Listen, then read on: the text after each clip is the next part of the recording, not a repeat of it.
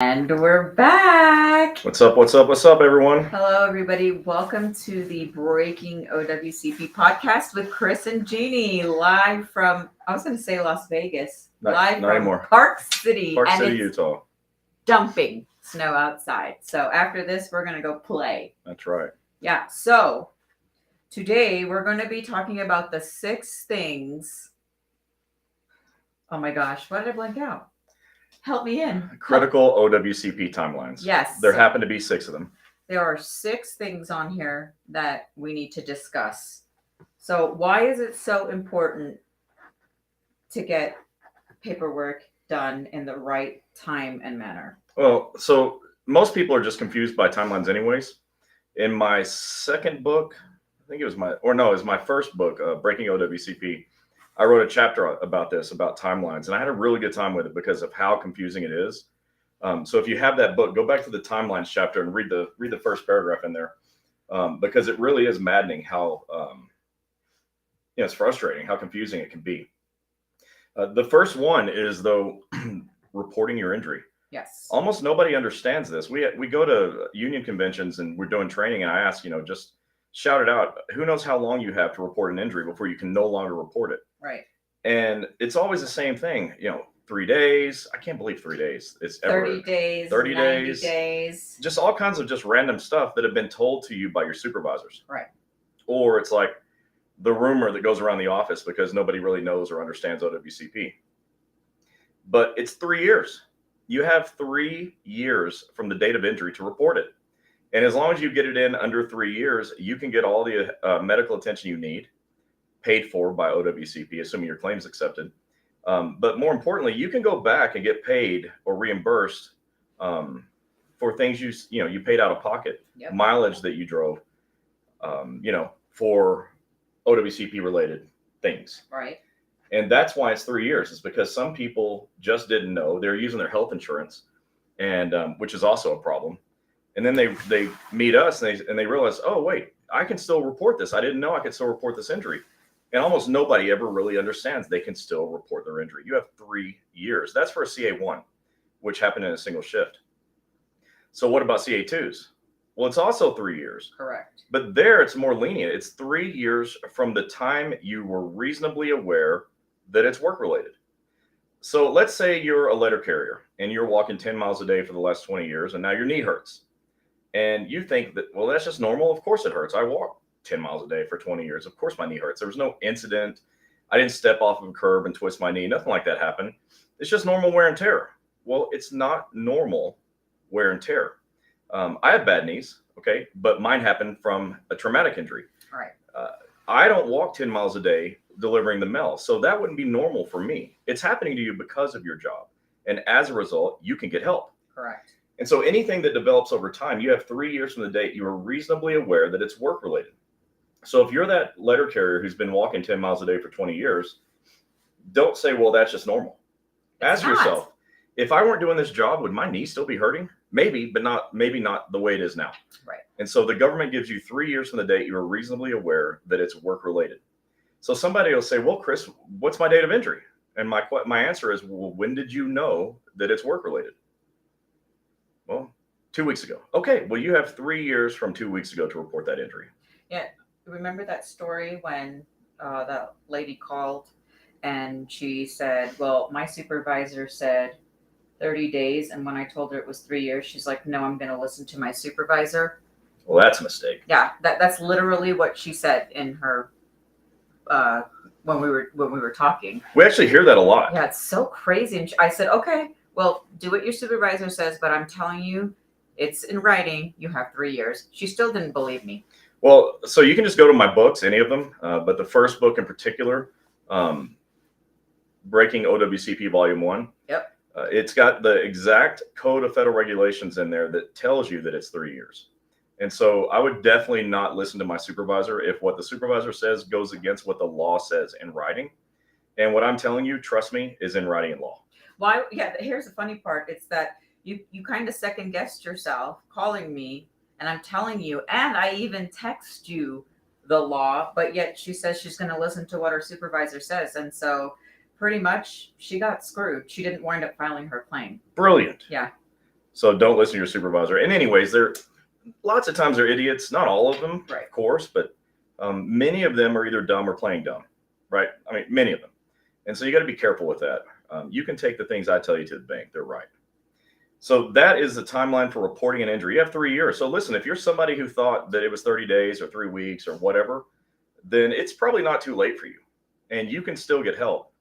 It's financially draining to try to take care of a work injury out of your own pocket. Wouldn't it be better for the government who you work for to cover that for you? Yeah, and I had a lady just last week, and I have to get in contact with her again, where she said that she had her injury in 2015.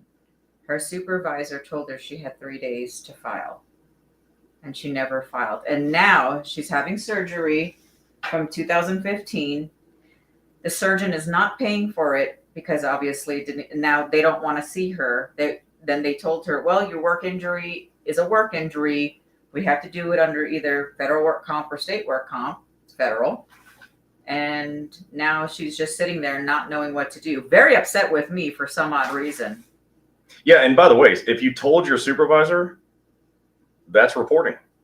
So that person who had a 2015 injury actually reported on time. Yep. That person is not outside of their 3-year window because they reported on time. They told the supervisor. And the other thing, and this is really complicated, this is going to be like some serious, like deep stuff here. But if you had one of those injuries and you kept working through it, and today that injury is causing you not to be able to do your job, well, now you've got a condition that you can report because pre-existing conditions are covered. Yeah. So now you've got a pre-existing condition that you've been dealing with for the last 8 years, and you want to get help with for it, and you can. All right. So that's really confusing. I know. Just know it's 3 years. Don't wait. Just report right away. We're telling you, it is 3 years. I mean, if you need me to post the law, I will. I could definitely do that. I can even text it to you. I mean, go search it yourself. How many years do you have to file an OWCP claim? Or just download Breaking OWCP Volume 1. Yeah. That's what I would do. And then you can show them the CFR codes right from the book. And so that's www.breakingowcp.com. Download your copy of book 1, 2, 3, and 4 today. Yeah, and just a reminder, when you do download the books, please give it a minute because then it'll say download PDF. You have to look for the download PDF. I had 2 people today that I had to email the books to because they left the site without downloading it. Yeah. You can't leave the site without downloading it. It won't magically appear in your inbox. You have to download it. We've tried to make it so easy. I don't know how much more easier we can make it. Anyways, it's not just you. It's difficult. We're going to fix it. Yes. Okay, so the next timeline I want to talk about is the timeline to get a CA-16. What is a CA-16? A CA-16 pays your bills for the first 60 days. Your medical bills. Medical bills. I used to say it pays all your bills for the first 60 days, and somebody said even my car payment. Yeah, they actually said that. So no, not your car payment, but medical related bills, yes. That's the CA-16 is so important. People that don't get a CA-16 generally spiral out of control financially. But you have 7 days to report your injury, your CA-1 injury, to be eligible for a CA-16. 7 days. If you wait 8 days, you can't have it. You're not going to get one for a CA-2 ever, but for a CA-1 injury that happened in a single shift, you have to report now, right away. The CA-10 says report as soon as possible. And that's a bad deal because there's what I call the rub some dirt on it crowd. Yep. And they'll just rub some dirt on it and hope it gets better. And, let's see how this goes. And then a week passes. You can't have a CA-16 anymore. That's a serious problem. So report right away. Your next issue is going to be that your supervisor doesn't want to give it to you. And again, you got to go to the rules and say, here's what it says. It says you have 4 hours from the claimed injury to give it to me. So I'll take my CA-16. Thank you very much. 7 days. That's a critical one. You can't miss it. Yes, you have 3 years to report an injury, but if you wait more than a week, nobody's going to pay your bills. You're going to pay your bills, at least until your claim's accepted. Correct. We don't want that. So 7 days for a CA-16. Okay. So the next thing is continuation of pay. When you get a CA-1 injury and you need to be out of work, who do you want, or how do you want to get paid? You want to use your sick and annual leave? I don't. I want to go on vacation like I'm at right now. So I don't want to use my annual leave. Continuation of pay is good for up to 45 days of time off after a CA-1 work injury. The key is, though, you've got to report the injury within 30 days. Yeah, and a lot of you are always messaging us that you're not getting your COP, or you did check off COP and DOL isn't paying, what do they do then? Because literally, that is a question. Well, if you checked off COP and you're not getting paid COP, you got to go and ask your supervisor to check on how they're coding your pay. Right? Are they using your sick and annual leave? Where's it coming from? Call your claims examiner. Call the claims and say, look, I reported my injury within 30 days on box 15. I said I checked letter A for COP. Where's my COP? Right. So, but you have to report your injury within 30 days to do that. Now, if you're in the rub some dirt on it crowd again, you may let a month pass. And if you let a month pass, you can't have continuation of pay. You're also not getting CA-16. And so you're going to be responsible for your medical bills for the first 60 days, and you're not going to have a way to take off of work without using your sick and annual leave. Pretty much you're screwed. Right. And we don't want that for Yeah. you. So report your injuries right away, but just understand the timeline. 7 days for a CA-16, 30 days for continuation of pay. And if you miss all of that, you still have 3 years to report your injuries. So those are, I think, the three critical things. I have more. Okay, there's more, but those are the three most critical things, in my opinion, that when you do those things right, generally things are a lot more smooth for you when you have an OWCP work injury.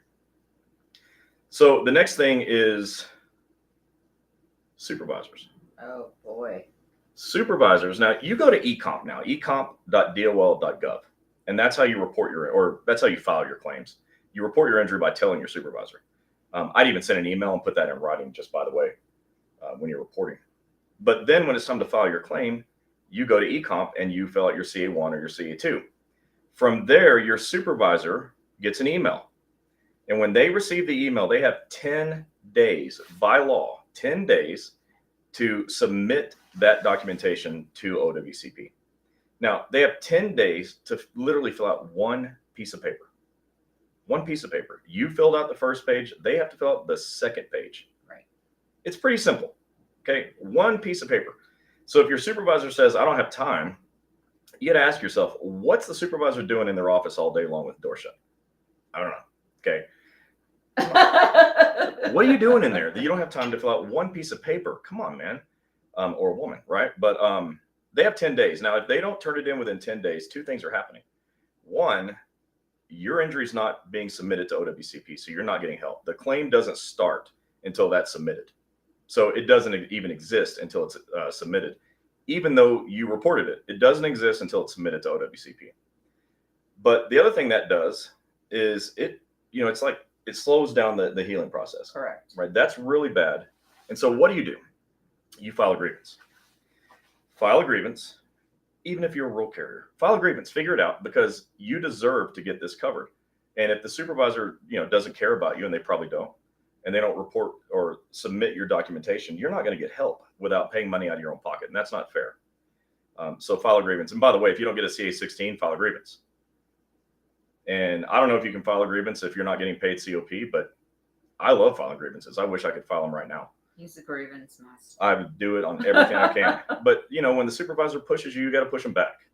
And so that's the whole point. You have 10 days. There's another thing on 10 days too, though. Yes. Your doctor. Even our doctors. So remember that. Now, imagine you're the kind of person who does everything right. You didn't rub some dirt on it. You reported right away. You got your CA-16. You got your COP. You got your COP. You're really excited because, okay, Chris said things are going to go smoothly for me. And they will, as long as your doctor submits your documentation within 10 days. So you go see the doctor right away. They've got to submit your documentation, their medical narrative, to OWCP within 10 days. Why? Because the rule says that one of the reasons continuation of pay can be cut off is because documentation is not submitted within 10 days.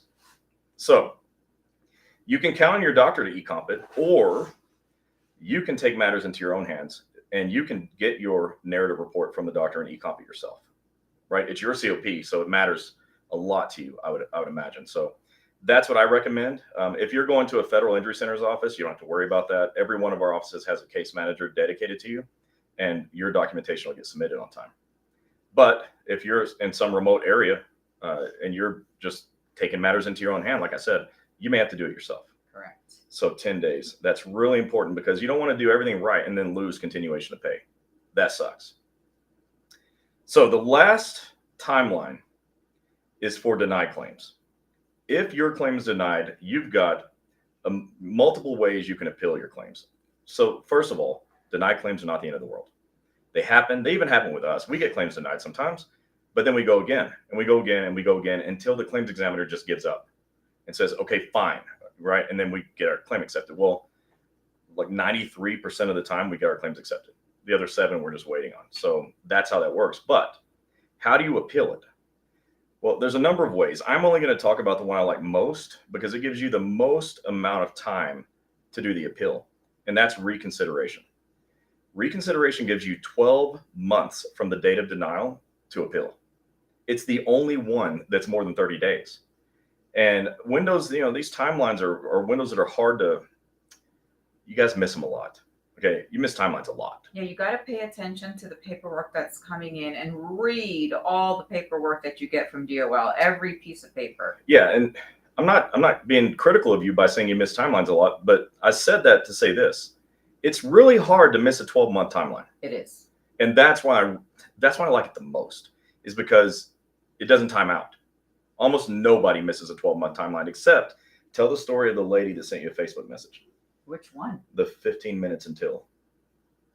I'm going to tell the story. Yeah, I'm blanking out. So we were watching TV one night. If you remember the story, just take it over. Okay, go ahead. So we were watching TV. Chris doesn't like working, after hours, and I do because 11:45 p.m. I'm probably okay not to be working at that time. And I just happened to be on Facebook and saw that I got a notification on my messenger, and I just opened it, and I had to just tell Chris because it was important. The lady messaged and said she had 15 minutes left to do whatever she needed to do because she didn't know what to do because her claim got denied. She was 15 minutes from her 12 month deadline. Yeah. Then what did you do? So I happen to have an appeal request form saved on my phone. I sent it over to Gini, and she uploaded it in Messenger for this lady, and she was able to get her appeal, the reconsideration, filed with probably like 3 or 4 minutes to spare. 3 minutes left. And after that, it was going to be too late. The 12-month window, it's such a big window, she was going to miss it. Now, here's probably why that happened. One, she didn't realize she had 12 months. And it's not like there's a rule in there. Like when you read the appeal request form, it doesn't say you have 12 months. You just have to know that. But, or maybe it does. I haven't seen it in a while. No, I don't think so. I don't think so. But the other thing is they send you letters in the mail. They do. And the letters come from the United States Department of Labor. And these letters are important, okay? They're not just sending you waste. It's not junk mail. They say things like your claim is approved, and here's your approved diagnosis. Or your claim is denied, and specifically it's denied because. Or your claim for compensation is denied, and here's why. Like if you're waiting on a paycheck and it said you got a denial letter, you'd probably want to read that denial letter, right, and figure out why you're not getting paid. Had she seen any of her DOL letters, she probably would not have been in that position where she's going to have 15 minutes to spare and then it's all over. And I always say, like, I can fix a lot of things. The one thing I can't fix is missed timelines. If you miss timelines, there's nothing I can do about it. And so that's why this is so important and why this is a podcast topic, because you need to understand your timelines. And a lot of your friends aren't listening. You can tell them to come listen to the podcast, by the way. But and to watch us on Wednesday night OWCP chats with Chris and Gini on Facebook, YouTube, Instagram, and LinkedIn. But spread the word, TikTok, spread the word, because missing timelines is death to an OWCP claim. And we know you guys are super busy, like especially USPS folks. You guys are busy delivering mail, handling mail all day. You don't want to deal with mail, I'm sure. We hear it all the time. But with the DOL letters, you got to read them. Yeah, you got to understand that they're telling you important stuff. Now, if you don't understand them, bring them to the doctor. Have the doctor read it. Like, definitely bring your letters to any federal intercenter's office, because we'll read every word of every letter. Yeah, and pay attention, even if it's our doctors or whatever doctor that you're seeing, make sure that they understand there is a timeline and you're, at their mercy for getting things submitted, because we've heard it a lot where people don't submit the narrative within the 10 days. What happens to them then? Right. They lose pay, and that's not okay. So it's not good. Anyways, keep an eye on things. Know your rights. You have a right to report your injury. You have 3 years to do so. You have a right to get a CA-16. You got to report within 7 days, and then they have 4 hours to give it to you, which is another timeline, just by the way, 4 hours. You have a right to continuation of pay so that you get paid to be out of work if you need to be. You got to report within 30 days. If you got your CA-16, you reported on time, so you're good. 10 days is what your supervisor has to submit your CA-1 or CA-2 to OWCP, or your claim doesn't even get started until it's submitted. You file a grievance if they don't. And your doctor has 10 days to upload documentation, but I suggest you get it yourself and do it yourself. Take charge of your situation. That way, your COP doesn't get cut off. Correct. And you have 12 months from every denial to file a reconsideration. Wait, every denial? Yeah. Every. Not once. You can do an infinite number of reconsiderations. And that is like what Gilbert did. That's right. About Gilbert's. Yeah. So we had this guy that worked for the VA, and he was injured for 8 years before I knew him. And the one thing he did right is file reconsiderations. He kept his claim alive. That was the one thing, even though his claim was getting denied for 8 years straight. He kept it alive, and then we eventually got his claim approved 8 years later. Yes, and this goes for USPS or any federal employee. Correct. Any federal employee. Yes. So don't miss your timelines. And that's it. We're going to be in Park City now for a few more days. We'll probably drop another podcast out sometime this week. Yes. I've got a lot of topics that are ready to go for you. And go follow us on Wednesday night OWCP chats with Chris and Gini on Facebook, especially. Please go follow us. Hit the follow button. We get almost 150,000 or more views per month, and only like less than 15,000 people have ever hit the follow button. Yeah. So 10% of our views have resulted in follows. That's important that you hit the follow button, because anytime we go live, you see it, right? You're not in the dark on these things. So hit the follow button. That helps us help you. And then tell your friends to go follow us as well. And then follow us at Breaking OWCP. There's a Facebook page for that as well. And that's where we do our podcast live from, as well as YouTube. So if you have friends that just refuse to get on social media, tell them to go follow us on YouTube. Right. Yeah. Because everyone can access YouTube anytime. Yeah, it's free. And then go download this podcast. If you're watching us on social media right now, because we are live at the Breaking OWCP Facebook page and on YouTube. What's the YouTube page? The Wednesday Night Chats page? Yeah. Then go download our podcast, subscribe, and tell your friends. This is something that's for you, because lots of times you can't make it to Wednesday Night Chats because it's late, or you're on the West Coast and you're still just you're at work at 5 p.m. and we're starting at 8 Eastern time. But the podcast is available to you, so you can listen to it during the day whenever you want to. So definitely go download and subscribe to the podcast wherever you get and listen to podcasts. Yep. So if you're looking for us to train and educate you, please go follow us at Wednesday Night OWCP Chats with Chris and Gini. For the podcast live, it's Breaking OWCP with Chris and Gini on Facebook and Breaking OWCP Facebook page. But other than that, you can find us on LinkedIn, TikTok at Breaking OWCP with Chris, Instagram, YouTube. What else? Look, if you can't find us, you're not even trying. Yes. We're literally everywhere. You're just not trying. So, but if you're here listening to it now, you did find us. Congratulations. We hope this helps. Please tell your friends. We want to help more people. Yeah, and if you are watching right now, we have a few viewers watching us right now. If there are topics that you guys would like us to talk about, it's completely different from our Wednesday night OWCP chats. Please comment below, and we'll take a look at those later. And if you got a story that's like terrible and you don't want anybody else to ever have to go through what you went through, send us a message. You can email me, Chris at federalinjurycenters.com, CHRIS at federalinjurycenters.com. I'd love to know about your story, and just know if you send me something like that, it's very likely to end up on the podcast. If you would also like to be a guest on our podcast and talk about a story on something that you don't understand or is unhappy with or need some training on, please let us know as well, and we'll love to bring you on as a live guest. There you go. All right, everyone, that's it for this episode of Breaking OWCP with Chris and Gini, and we'll see you again next time. Bye, Thanks. everybody.